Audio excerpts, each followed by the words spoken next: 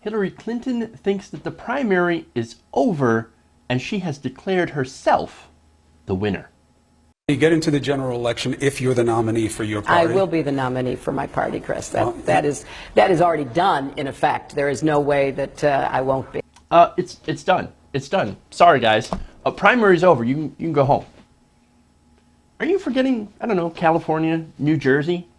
I mean, think about it. It's kind of a shitty move to tell people in the largest state with the most delegates up for grabs that, no, it's over. You guys can go ahead and stay home. Your vote doesn't matter. I've already won this thing. So, you know, like, that's it. That's it, man. Just go home. Just go home. We're done. I've won. She says that her lead is insurmountable. This is what she bases this on. Now, okay, so let's go into the numbers, right?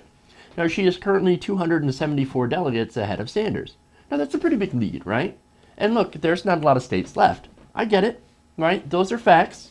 But, of course, as long as there is some chance, no matter how small it might be, I think we owe it to the remaining states to let them have a voice, right? And to fight for a chance to get an actual progressive nominated who's interested in real systemic change. Now, of course, Clinton, on that, well, she says, look, man, you know, Bernie Sanders supporters, well, Bernie Sanders needs to reach out to us. We don't need to reach out to him. You need to do your part, Bernie Sanders, and get your supporters to rally behind me.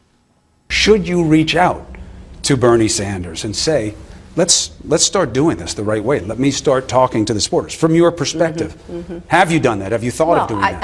I've said many times what I've just said to everyone, including his supporters. And I am absolutely committed to doing my part, more than my part. But Senator Sanders has to do his part. That's why the lesson of 2008, which was a hard-fought primary, as you remember, is so pertinent here. Because I did my part, but so did Senator Obama. He made it clear he welcomed people who had supported me. He made it very clear. We went to Unity, New Hampshire together, appeared together, spoke together, and made it absolutely obvious that I was supporting him. He was grateful for that support. Yeah, Obama was grateful for my support. Well, yeah, I bet you were grateful for him forgiving your campaign debt, as well as offering you a position within your administration. I wonder if that had anything to do with your feelings of gratefulness, right? Look, and here's the thing. It's not the same. We're not relearning the lessons of 2008. It's a completely different race. First of all, Bernie Sanders isn't exactly in debt. He's got money. Second of all, he doesn't want a position with your administration. No, what he wants is to focus on the policies of regulating the big banks, breaking them up so they don't crash the economy again, making sure that workers have a living wage, $15 an hour, and getting truly universal health care instituted in the United States. He wants those policies that are popular with a vast majority of Democrats and, yes, even Republicans.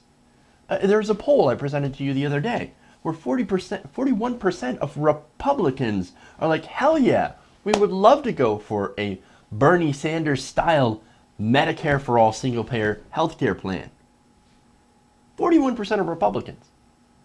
Not to mention 73% of Democrats who support the Bernie Sanders universal healthcare plan. Isn't that something that you think we should push as a party? I mean, since it's popular with both Democrats and Republicans, most Americans want it. Why don't we push for that? And see, Bernie Sanders, he wants those policies. And so do the American public, right?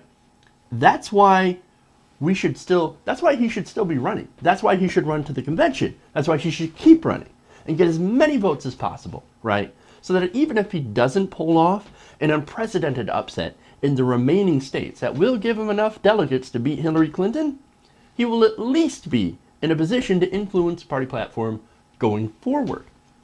That is also if he's unable to convince the superdelegates into supporting the more electable general election candidate, which is him. I mean, you look at all the polls. He crushes Trump in every single poll. Hillary Clinton, it's up and down, man. Recent Rasmussen poll has Clinton 5 points behind Bernie Sanders. Donald Trump. You also have a recent Fox News poll. And yes, I realize those are both right-wing sources. And when you look at a CNN ORC poll that was also recent, Hillary Clinton has a much higher lead. Real Clear Politics has about a 3-point average, with Clinton being ahead of Trump. That is too close. But when you look at those same polls where they actually ask about Bernie Sanders, and some of them don't anymore, which I think is ridiculous, when you look at the polls where it's Bernie versus Trump, 10-point lead, 13-point lead, sometimes 15-point lead. He crushes Trump. He is the better candidate. He's also not under investigation by the FBI. And also, he has the highest favorability of everybody left in the race.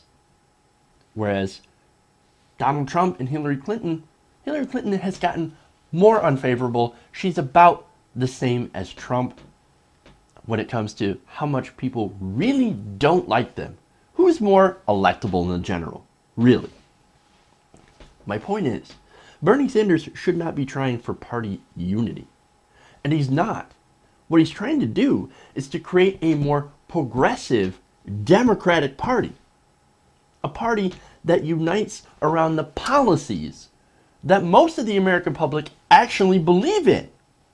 Not a party which continues to push more and more neoliberal policies out of the rest of the country. That is not what we want. We don't want more money in politics. We want to get rid of money in politics.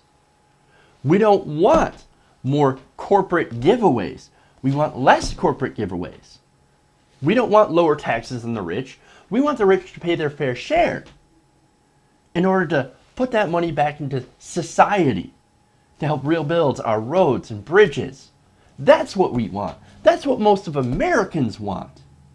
But it's not, apparently, what the Democratic Party or the Republican Party wants. And we've got to change that. We've got to change that. But see, what they're relying on right now, and this is the major problem with the Democratic Party, and what Bernie Sanders and the rest of his supporters are trying to change. They're trying to change hey, look, we're the Democratic Party, we're neoliberal, and yeah, we may suck, right? But the Republican Party, look at those clowns over there. Look at those assholes. They are so much worse. Well, you better vote for us. Well, that's not good enough. That's not good enough. That's what we're trying to do. That's why Bernie Sanders is still in this race. That's why he's trying to change the party from within. That's why he became a Democrat, in order to change the party to make it more progressive.